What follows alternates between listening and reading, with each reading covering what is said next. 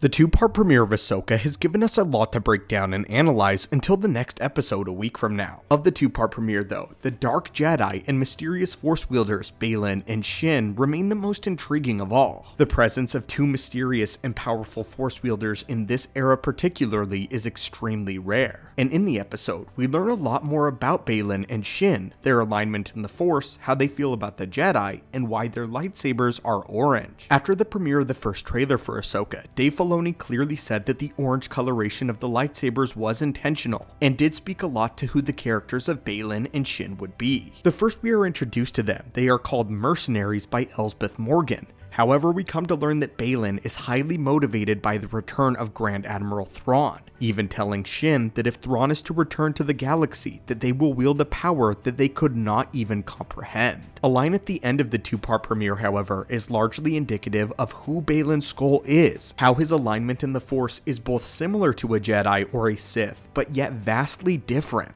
making Baylan and Shin a unique breed of Force wielders, and one that we're highly excited to learn more about. But what do the orange lightsabers actually mean? We believe that we have the answer. At the end of the episode, Baylan states that it would be unfortunate to kill a Jedi, as there were so few of them left. This is telling us that although Baylan and Shin have departed from the path of the Jedi Order in search of a greater power, that at least Baylan is not quick to destroy what is left of the Order that he once valiantly served. We also learned in the episode that the lightsaber of Baylan was in fact constructed under the watch of the Jedi droid Huyang. Huyang, who tells Ahsoka that Baylan had gone missing up until the end of the Clone Wars, hinting at the fact that perhaps Baylan left the Order before Order 66 was initiated, but this is just pure speculation. What this does tell us though is something extremely compelling and notable about his lightsaber and the orange color of the blade. In the episode, it is confirmed that Baylan has kept the lightsaber that he once constructed as a Jedi initiate, and although Huyang does not recognize the lightsaber of Shin, he does know Baylan's. What this means is that Baylan has not switched out his lightsaber and presumably not his lightsaber crystal since the Purge, a crystal that was presumably once blue or green as a standard Jedi would. Why this is important is due to the fact and the theory that the lightsaber crystal that the Dark Jedi now use was a different color because it was not a Kyber crystal. During the era of the Empire, it was one of the Empire's primary goals to make sure that no Jedi could acquire a crystal. Not only would this hinder the Jedi that survived Order 66,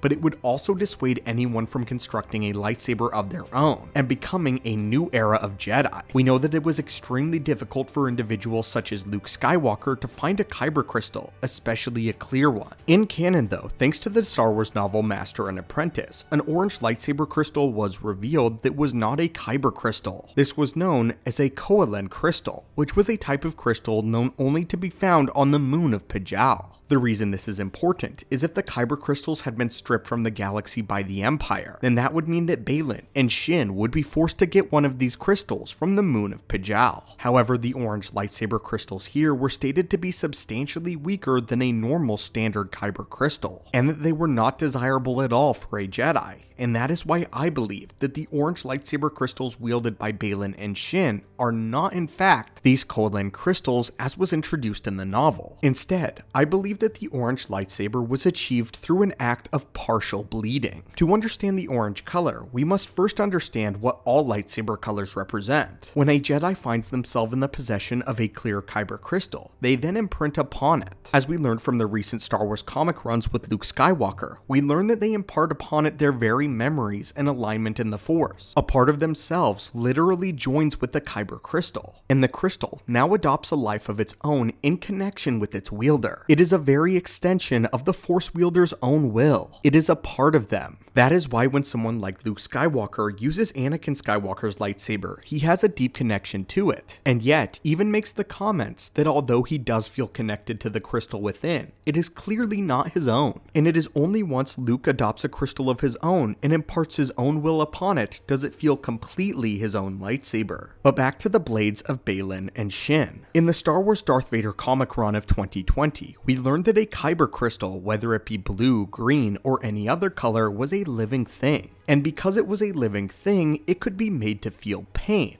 and due to this pain, it could bleed. This is of course the process known as bleeding the Kyber crystal, something that many of the Inquisitors would do and also Lord Vader would do directly. Lord Vader, who bled the Kyber crystal of one Jedi Master by the name of Karak Fala, turning the green blade to a red crimson one. Thanks again to the Luke Skywalker comic book run though, we also learned that this act of bleeding also imparts someone's will on an already existing crystal. When Luke Skywalker meditates on a red Kyber crystal, he encounters an ancient Sith Lord that is still within it. A part of the Sith Lord that imbued upon the crystal his own will still remains, and although the Sith Lord is long dead, this part of him is still within the Kyber. So much so that Luke can even interact with him. When concerning Baylan and Shin though, it is clear that they have at least partially bled their lightsaber crystals. What's clear though is that the influence of the Jedi Order still remains within Baylan and Shin's lightsaber. Hu Yang even states that they are constructed in the manner of a Jedi, not a Sith or another dark side wielder. There is great care put into them, and it's clear that Baylan and Shin view their weapons as more than just that.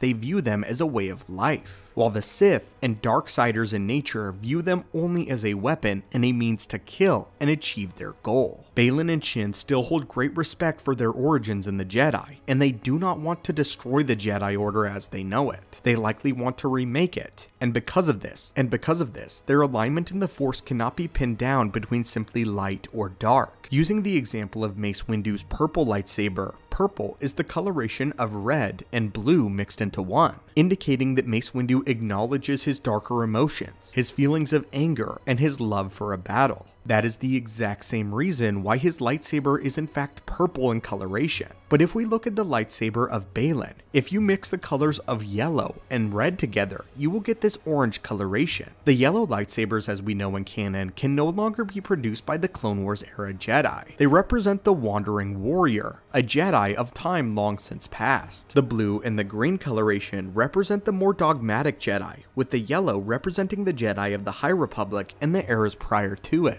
This shows us that Baylan and Shin's lightsaber harken back to the old ways of the Jedi Order, but still, make no mistake, have been corrupted by the darkness. That is why instead of wielding yellow lightsabers, their lightsabers are in fact orange. They do wield the dark side of the Force, but also quite plainly, they are no longer slaves to it like the Sith or the Inquisitors. They are students of both the light as well as the dark side of the Force itself. And because of that, when they imbued upon their crystal, it only partially bled. It is clear that Baylan wants to in some way or form reshape the Jedi Order, that he holds a great respect and understanding of the masters of the past, but that he still seeks a brand new power in a galaxy that he has not visited. The orange lightsabers are brand new to Star Wars canon, and now we get a better idea thanks to the first 2 episodes of Ahsoka what they truly mean, and who the characters of Baylan and Shin really are. As of right now, the term Dark Jedi I find to be appropriate. However, I would be open to another term introduced later down the line, as it's clear that even by the first 2 episodes, they are not as far steeped in the dark side as many of us had initially guessed. But anyway, my friends and acolytes of the Force, what are your thoughts on the first 2 episodes of Ahsoka? What are your thoughts on the characters of Baylan and Shin?